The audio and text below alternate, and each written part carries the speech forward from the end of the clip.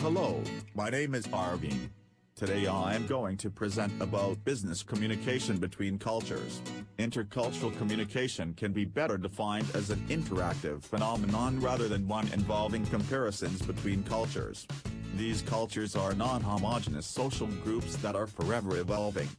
Their interaction should not just be seen in terms of a set of relations between the cultures, but also as a dynamic process whereby the cultures are defined both through their own characteristics as well as through their interaction with each other.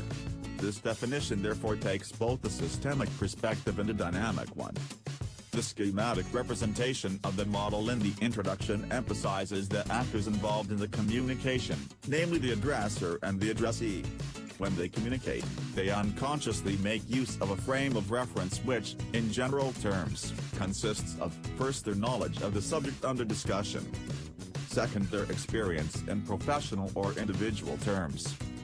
Third, their norms, in example the norms of the society in which they live and values. Lastly, their assumptions, in example what is believed to be true and prejudices with regard to each other. Communication theories. According to a model proposed by researchers known as the Palo Alto Group, human communication does not emphasize the addresser and the addressee. Communication does, of course, require a message, form and content, but more important than the message in the exchange between protagonists is the interaction, the relation between the persons communicating and the context of the communication. Without going more deeply into the theories on communication between cultures, it can be concluded that not only do the interpretations made by individuals when communicating play an important role, but also the role played by the cultural context. The role of the context in communication. Context can be defined as the environment in which the communication process takes place and which helps to define the communication in example high context. Cultures and low context cultures. Culture is also context. Every culture has its own worldview, its own way of thinking of activity, time and human nature, its own way of perceiving self and its own system of social organization. The difference between high context and low context was the degree of importance attached to the context of any message. In low context cultures, the information of any message is contained in the message itself, and the words used and the message is explicit. In high context cultures, most of the information is contained in the context where the message is being sent, in the relationships between the people involved and the situation where people are communicating. The term proxemics was coined by Hall, 1966, to describe the study of how people perceive their social and personal space. Different cultural frameworks define the information received by our physical senses not only in terms of what can be perceived, but also in terms of what can be eliminated.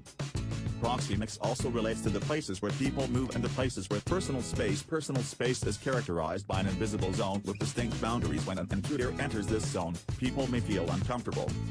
The main factors influencing personal space are gender, age, personality, the degree of sympathy towards the individuals concerned, the situation in which the individuals are confronted, and also the cultures involved. Channels of business communication. Communication also refers to the meaningful exchange process by which verbal and non-verbal information is shared through messages, and it can take many forms. The choice of communication mode can be influenced by cultural factors. Mead, 1990, gives an example with regard to telephoning. A U.S. businessman would consider it quite normal to make a cold call to phone a stranger with whom he thinks he could do business. A Japanese businessman, on the other hand, would consider this to be intrusive or aggressive. A business from an individualist culture, for example, may be intent on what it considers efficient communication when dealing with the business. In a collectivist culture, the oral mode is used to set the conditions for cooperation, whereafter the written mode can be considered as a means of communication provided the relationships established are scrupulously maintained. Computer, or mobile mediated communication, CMC. Electronic mail is being increasingly used as a way of sending documents, requests and information generally to colleagues and potential clients. Cultural issues can lead to misunderstanding and even antagonism. Use of email, just as other forms of computer-mediated communication, CMC, blurs the distinction between the oral and written messages for many of its users. A sender or recipient may expect an email to be the equivalent of a letter or memo, meeting the formal requirements of language accuracy in text cohesion of the written text. The style will reflect more the spoken word with its slips of the tongue, false starts, hesitations and inaccuracies. Any resulting misunderstanding or incomprehension can be communicated and dealt with in later messages. CMC can help to alleviate discrepancies because both sender and receiver have, in theory, time to reflect upon and discuss the process as they are language during business encounters. Two business representatives are able to communicate even though their native languages are different. Both sides could insist on using their native language when communicating, necessitating the use of an intermediary to translate. The presence of an intermediary or interpreter can hamper the establishment of a relationship between the parties.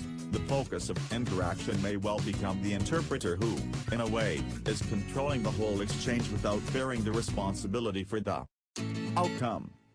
Differences in pronunciation can also add confusion. Deprived of proper cohesion, clear context and any or all explanation, the adapted text may have lost a good deal of the intended meaning of the origin. Problems frequently occur during exchanges of emails when messages sent in simplified telescopic form can result in misunderstandings or incomprehension. Face-to-face management relations. Whatever the language chosen, encounters occur in situations and contexts where the expectations of the interlocutors may be very different, where the pressure of differing social norms can disturb the communicative relationship. The first encounter. The way different cultures pursue the formality mode indicated earlier reflects tendencies within the cultures concerned. In another, Western, setting, however, first-name terms may be the norm and insistence on using a title and surname may prove a barrier to establishing trust and confidence in that setting. Conversational styles.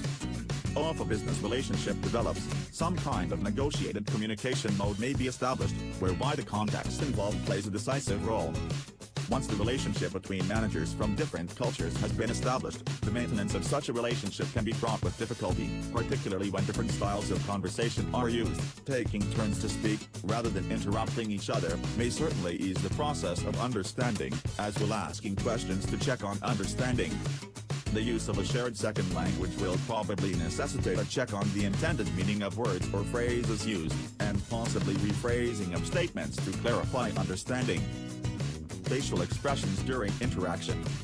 Facial expressions have been analyzed more frequently in terms of the emotions expressed than in terms of their effect on human relations. However, such expressions give important signals in social and business interaction. A persistent look can make the interlocutor feel like escaping or responding with signals of aggression. Such looks are often associated with feelings according to the context will express attitudes that are diametrically opposed. Facial expressions are also connected to the status of the interlocutors in social and business encounters. They play an important role when expressing the degrees of dominance between people with different cultural differences can play a significant role in the way facial expressions function. The act of smiling might be assumed to have a similar function across the world as a significant of happiness. Interactions through interpreters. English may be the working language during many international encounters, but many executives still rely on interpreters to explore and develop business opportunities abroad. An interpreter is essentially an outsider who is most probably not familiar with the company for whom he or she is working, nor with its culture, nor with its expertise in the area under discussion. The interpreter may end up becoming the focus of any interaction between parties, rather than establishing eye contact and developing a rapport with each other. They may well tend to concentrate on the interpreter who is speaking directly to them.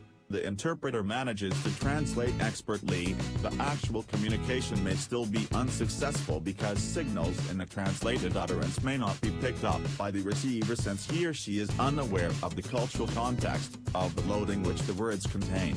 Conclusion. Even if language remains the dominant factor in communication situations, there are other elements that come into play, including the context, proxemics and facial expressions. Even if they share a common language, interlocutors may still experience problems because of their cultural backgrounds. Developments in computer or mobile-mediated communication in particular are changing the way people communicate. The numerous examples given in this chapter allow a better understanding of the new framework of intercultural business communication. Thanks for watching.